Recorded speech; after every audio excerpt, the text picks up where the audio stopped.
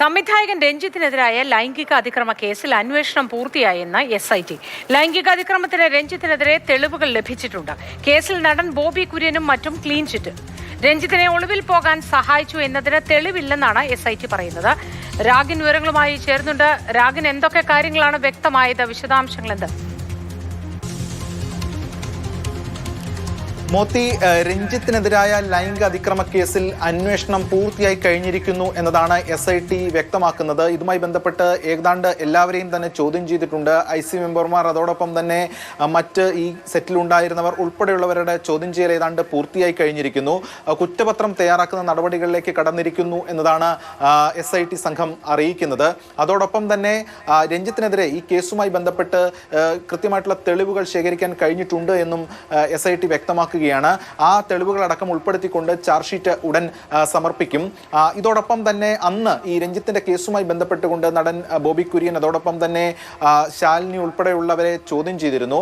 അതിന്റെ കാര്യം എന്ന് പറയുന്നത്, പോലീസിനെ സംബന്ധിച്ചിടത്തോളം ഈ രഞ്ജിത്തിനെ രക്ഷപ്പെടാൻ സഹായിച്ചു എന്ന ഒരു ആംഗിൾ മുൻനിർത്തിയായിരുന്നു അത്രയും. അതായത് ഹാർബറിംഗ്, അതായത് ഒരാളെ രക്ഷപ്പെടാൻ സഹായിച്ചു എന്നതടക്കമുള്ള ഹാർബറിംഗ് വകുപ്പുകളടക്കം ചുമത്തുന്ന സാധ്യതകളും പോലീസ് പരിശോധിച്ചിരുന്നു. എന്നാൽ അവരുടെ സ്റ്റേറ്റ്മെന്റ് അടക്കം രേഖപ്പെടുത്തി. പക്ഷേ അത്തരത്തിൽ ഒളിവിൽ പോകാൻ ഒരു പർപ്പസ്ഫുള്ളി ആയിട്ടുള്ള ഒരു ശ്രമം ഇവരുടെ ഭാഗത്തുനിന്ന് ഉണ്ടായിട്ടില്ല എന്നാണ് SIT ഇപ്പോൾ വിലയിരുത്തുന്നത്. അതുകൊണ്ട് കൂടുതൽ വകുപ്പുകൾ ഈ കേസിൽ ചുമത്തില്ല.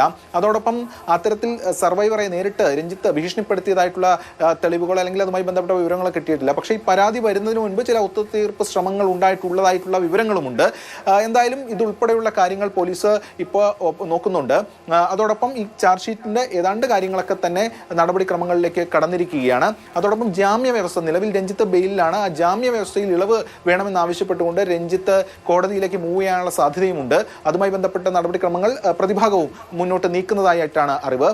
നേരത്തെ ഫോർട്ട് കൊച്ചിയിലെ ഷൂട്ടിംഗ് സെറ്റിൽ വെച്ചാണ് കാരവാനിലേക്ക് ഈ ആക്ട്രസിനെ വിളിച്ചു വരുന്നത്. രഞ്ജിത്ത് മോശമായി പെരുമാറുകയാണ്. ആ മോശമായി പെരുമാറിയ ശേഷം ഈ യുവനടി അവിടെ നിന്ന് കരഞ്ഞുകൊണ്ട് പുറത്തേക്ക് ഇറങ്ങി വരുന്നു. അവിടെ പലരോടും ഈ കാര്യങ്ങൾ പറയുകയും ചെയ്യുന്നു. ഇതാണ് ഈ സംഭവവുമായി ബന്ധപ്പെട്ടുള്ളത്. അതിൽ ലൈംഗികാതിക്രമം ഉൾപ്പെടെയുള്ള വകുപ്പുകൾ ചുമത്തിയാണ് പോലീസ് കേസെടുത്തിരുന്നത്. രഞ്ജിത്തിന്റെ അറസ്റ്റ് റെക്കോർഡ് ചെയ്തിരുന്നു. കസ്റ്റഡിയിൽ ഇൻട്രോഗേറ്റ് ചെയ്തിരുന്നു. രഞ്ജിത്ത് അന്വേഷണവുമായി സഹകരിക്കുന്നില്ല എന്ന നിലപാട് പോലീസ് സ്വീകരിച്ചിരുന്നു. ജാമ്യാപേക്ഷ വന്ന ഘട്ടത്തിൽ ജാമ്യാപേക്ഷയെ പോലീസ് ശക്തമായി എതിർക്കുകയും ഒക്കെ ചെയ്തിരുന്നു. അതിനുശേഷം പിന്നീട് രഞ്ജിത്തിന് ജാമ്യം ലഭിക്കുന്ന നില ഉണ്ടായി. രഞ്ജിത്ത് ഏറെ ദിവസം എറണാകുളം സബ് ജയിലിൽ റിമാൻഡിൽ കഴിയുകയും ചെയ്തിരുന്നു. എന്തായാലും ഈ കേസുമായി ബന്ധപ്പെട്ട് ഇപ്പോൾ അന്വേഷണം ഏതാണ്ട് പൂർത്തിയായി കഴിഞ്ഞിരിക്കുന്നു എന്നതാണ് SIT പ്രത്യേക അന്വേഷണ സംഘം വ്യക്തമാക്കുന്നത്. ശരി, രാഗനാണ് വിവരങ്ങൾ പങ്കുവച്ചത്. SITക്ക് ചില വിവരങ്ങൾ ലഭ്യമായി എന്നാണ് പറയുന്നത്.